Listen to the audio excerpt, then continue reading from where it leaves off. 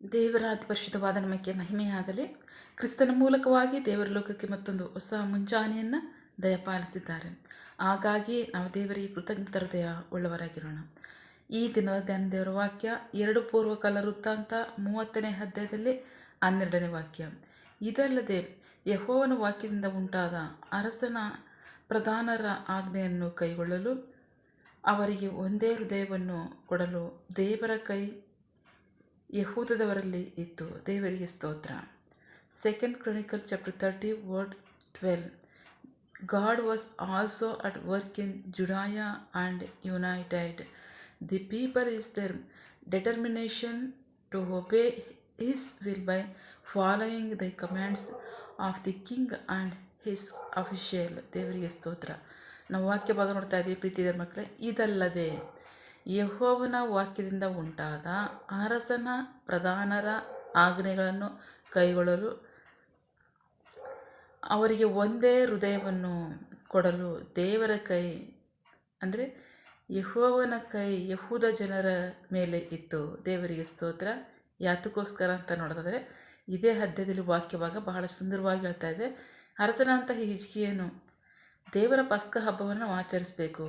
ಹೇಗೆ? ಧರ್ಮಶಾಸ್ತ್ರದ ಪ್ರಕಾರವಾಗಿ. ಯಾಕೆಂದರೆ ಅರಸನಂತ ಸೊಲೊಮೋನನ ಕಾಲದಲ್ಲಿ ಆಚರಿಸಿದಂತಹ ಪಸ್ಕ ಹಬ್ಬವನ್ನು ಧರ್ಮಶಾಸ್ತ್ರದ ಪ್ರಕಾರವಾಗಿ ಆಲಯವನ್ನು ಕಟ್ಟಿ ಆಲಯವನ್ನು ಪುನಃಸ್ಥಾಪಿಸಿ ಹಬ್ಬವನ್ನು ಆಚರಿಸಿ ಜನರು ಆನಂದಿಸಿದ ಪ್ರಕಾರವಾಗಿ ಆ ಅರಸನ ಕಾಲದಿಂದ ಹಿಜ್ಕೀಯ ಅರಸನ ಕಾಲದವರೆಗೂ ಸಹ ಧರ್ಮಶಾಸ್ತ್ರದ ಪ್ರಕಾರವಾಗಿ ಇಸ್ರಾಯೇಲ್ ಜನರು ಪಸ್ಕ ಹಬ್ಬವನ್ನು ಆಚರಿಸಲಿಲ್ಲ ಅಂತ ವಾಕ್ಯ ಹೇಳುತ್ತೆ.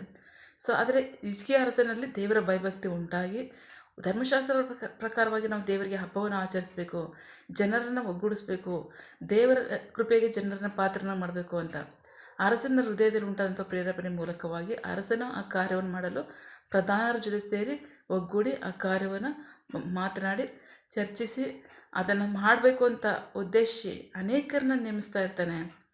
ಕಾರ್ಯ ಹೇಗಿರುತ್ತೆ ಅಂದರೆ ಧರ್ಮಶಾಸ್ತ್ರದ ಪ್ರಕಾರವಾಗಿರುತ್ತೆ ಅಂತ ವಾಕ್ಯ ಹೇಳುತ್ತೆ. ದೇವರಿಗೆ ಸ್ತೋತ್ರ.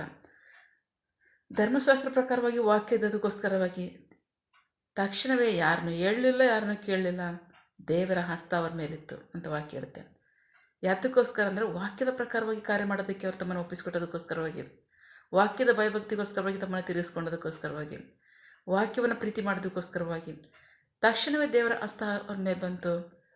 ಅವರಲ್ಲಿ ಒಂದೇ ಮನಸ್ಸು ಒಂದು ಹೃದಯ ಬಂತು ಅಂತ ವಾಕ್ಯ ಹೇಳುತ್ತೆ. ದೇವರಿಗೆ ಸ್ತೋತ್ರ. ಜನರು ಹಬ್ಬವನ್ನು ಆಚರಿಸ್ತಾರೆ, ದೇವರನ್ನ ಸ್ತುತಿಸ್ತಾರೆ, ಕೊಂಡಾಡ್ತಾರೆ.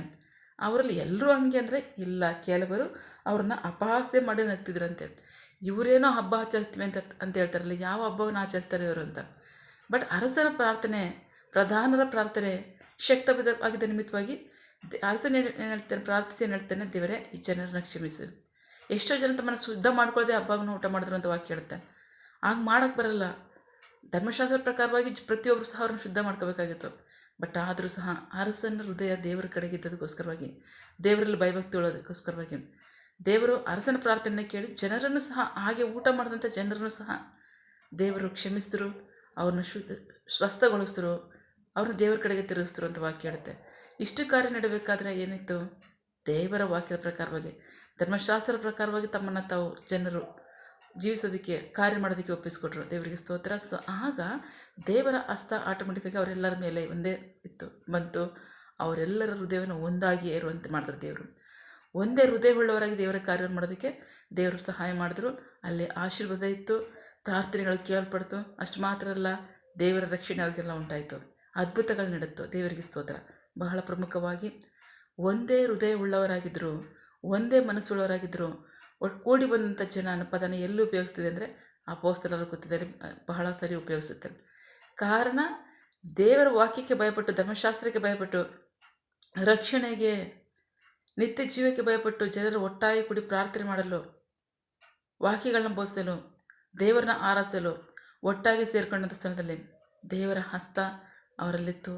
ಅವರ ಹೃದಯಗಳು, ಮನಸ್ಸುಗಳು ಒಂದೇ ಆಗಿತ್ತು. ದೇವರಲ್ಲಿ ಅದ್ಭುತ ಸೂಚಕ ಕಾರ್ಯಗಳು ಮಾಡಿದ್ರು ಅಂತ ವಾಕ್ಯ ಹೇಳುತ್ತೆ. ದೇವರಿಗೆ ಸ್ತೋತ್ರ. ಸೊ ಹಾಗಾಗಿ ಪ್ರೀತಿ ದೇವ್ರ ಮಕ್ಕಳೇ, ಕಾರ್ಯವನ್ನು ಮಾಡಲಿಕ್ಕೆ, ಯಾವುದೇ ಒಂದು ಕಾರ್ಯ ಮಾಡಬೇಕಾದ್ರೆ ಒಂದೇ ಮನಸ್ಸು, ದೇವರ ಧರ್ಮಶಾಸ್ತ್ರ, ಒಂದೇ ಮನಸ್ಸಿನ ವಿಷಯ. ಸೆಕೆಂಡ್, ಮೊದಲು ದೇವರ ಧರ್ಮಶಾಸ್ತ್ರದ ಪ್ರಕಾರವಾಗಿ, ಆತನ ವಾಕ್ಯದ ಪ್ರಕಾರವಾಗಿ ನಾವು ಕಾರ್ಯ ಮಾಡಲಿಕ್ಕೆ ಒಬ್ಬರಿಗೊಬ್ಬರು ಭಯಭಕ್ತಿ ಉಳ್ಳವರಾಗಿ ನಾವು ಕಾರ್ಯ ಮಾಡಲು ಆರಂಭಿಸಿದಾಗ ಆ ಒಗ್ಗಟ್ಟಾಗಿರ್ತಕ್ಕಂಥ ಜನರಿಗೆ ದೇವರು ಒಂದೇ ಹೃದಯ ಕೊಡ್ತಾರಂತೆ, ಒಂದೇ ಮನಸ್ಸು ಕೊಡ್ತಾರಂತೆ.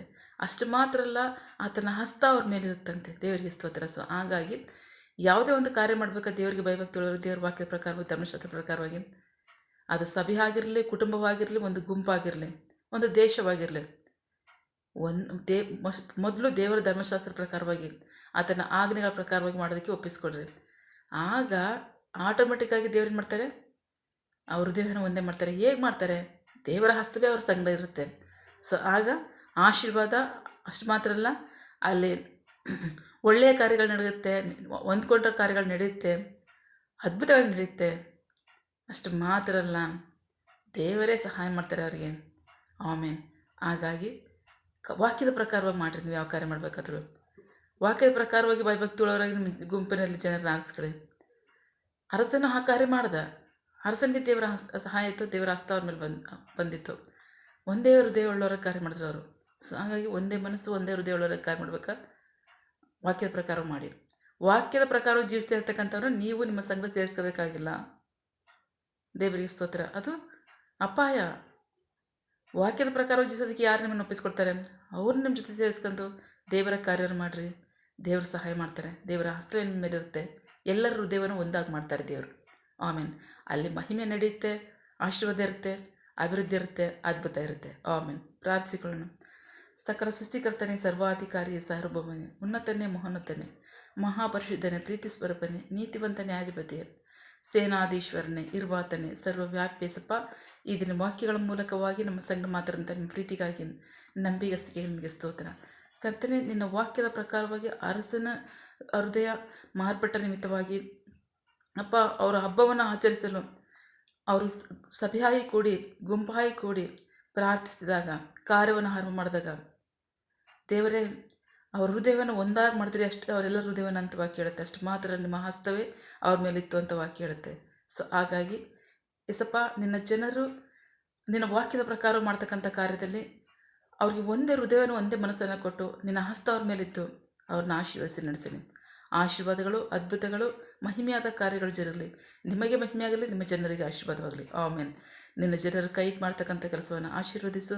ಅವರ ಅಗತ್ಯಗಳನ್ನ ಪೂರೈಸು, ಕೊರತೆಗಳನ್ನ ನೀಗಿಸು. ಆಮೇನ್. ಅಪ್ಪ, ಅವರು ಯಾವ ಕಾರ್ಯದಲ್ಲಿ ನಿರೀಕ್ಷೆಯುಳ್ಳವರಾಗಿದ್ದಾರೆ ಆ ಕಾರ್ಯದಲ್ಲಿ ತಕ್ಕ ಸಮಯದಲ್ಲಿ ನಿಮ್ಮ ಚಿತ್ತಾನುಸಾರ ಅದನ್ನು ಹೊಂದ್ಕೊಳ್ಳಿ.